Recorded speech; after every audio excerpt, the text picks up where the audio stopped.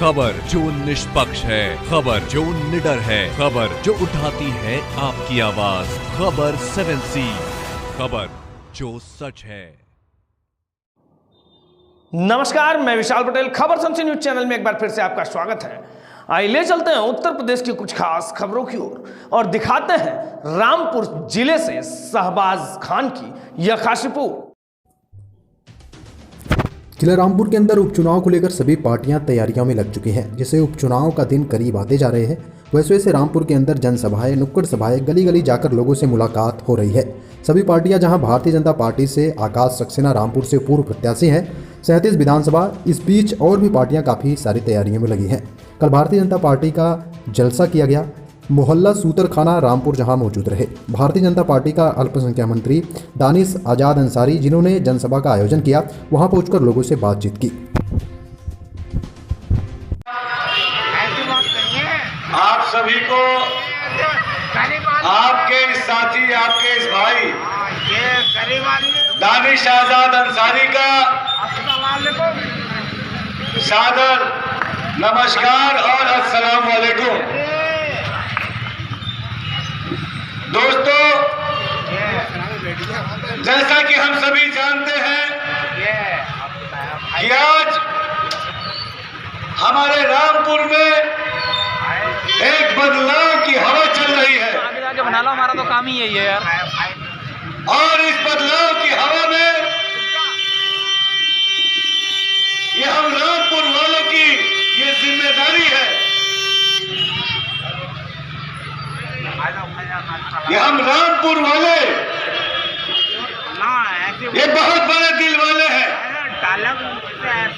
हम रामपुर वालों ने बड़ा दिल दिखाते हुए हमेशा एक ऐसे प्रत्याशी को इस रामपुर से जिताने का काम किया, जिस प्रत्याशी ने जीतने के बाद रामपुर की तरक्की के लिए कभी कोई काम नहीं किया। हमने फिर उसमें विश्वास करके फिर उसे जिताने का काम किया, इस उम्मीद के साथ कि हो सकता है कि इस बार वो रामपुर की तरक्की के लिए कोई काम करे। लेकिन अफसोस, उस बार भी हमें नाकामी हाथ आई।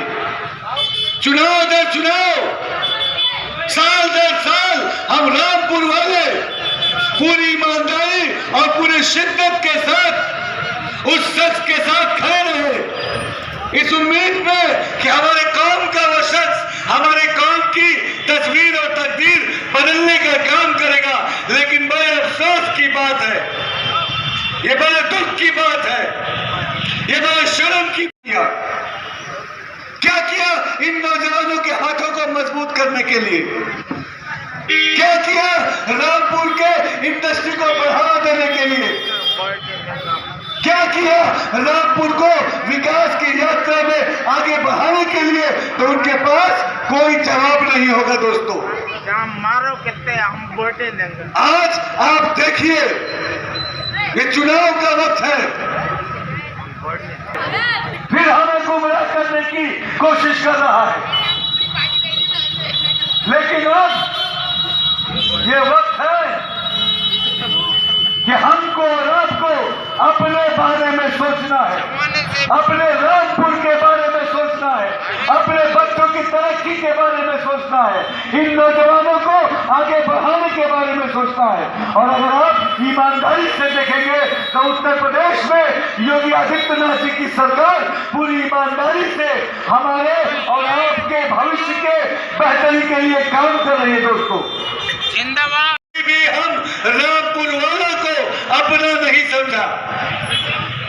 हमारे विकास के लिए, रामपुर की तरक्की के लिए कभी भी संजीदगी से उन्होंने कोई काम नहीं किया।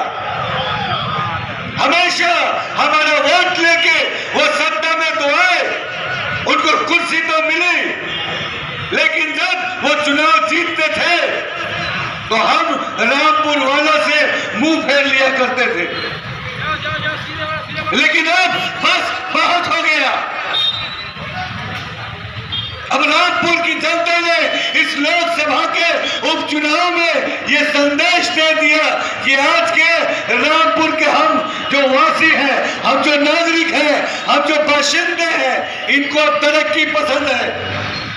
ये चाहते हैं कि रामपुर भी तरक्की के रास्ते में तेजी से आगे बढ़े। ये चाहते हैं कि रामपुर में भी अच्छी इंडस्ट्री, चाहते हैं कि हम नौजवानों के हाथों को भी मजबूत करने वाला कोई नेता बने। तो जिस तरीके से आपने एक बदलाव की हवा लोकसभा के उपचुनाव में रामपुर वालों ने उस हवा को चलाया था, अब आंधी बन चुकी है दोस्तों। और ये आंधी उन तमाम लोगों के पैर उखाड़ फेंकेगी जिन्होंने रामपुर को ठगने का काम किया है। हम रामपुर वाले बहुत भोले भाले हैं, हम बहुत बार उनकी बातों में आ गए, लेकिन अब ये वक्त है ये बता देने का कि जिन्होंने रामपुर को ठगने का काम किया है, तो रामपुर की जनता भी उसको करारा जवाब देने का काम करेगी। और 5 तारीख को एक जो ये मौका अपनी गलती सुधारने का हमें मिला है, एक ये मौका अपनी भूल को दुरुस्त करने का हमें मिला है। इस उपचुनाव को हमें जाया नहीं होने देना है दोस्तों। मेरा आप सबसे ये गुजारिश है, हमेशा हम रामपुर वालों को और खास तौर पे हम मुस्लिम समाज के लोगों को किसी ने डरा के, धमका के, बहला के, फुसला के हमारा वोट तो लिया, लेकिन उनसे कभी आप सवाल पूछिए कि हम मुसलमानों के सर उपचुनाव को लेकर उपचुनाव में भारतीय जनता पार्टी के प्रत्याशी आकाश सक्सेना जी भारी मतों से जीतने जा रहे हैं। और जिस तरीके से अलग अलग बस्तियों में मैं जा रहा हूं, उन बस्तियों में मुसलमानों ने, नौजवानों ने, रामपुर के आम नागरिकों ने पूरा विश्वास जताया है भारतीय जनता पार्टी पर, योगी आदित्यनाथ जी पे, आकाश सक्सेना जी पे। लेकिन तो चेंज चाहते हैं। यहाँ तो आजम खान का कहना है कि पुलिस डरा रही है, धमका रही है, जबरदस्ती कर रही है लोगों। तो आजम खान जी ने अगर अपराध किया है तो उनको पुलिस से डर लगेगा ही।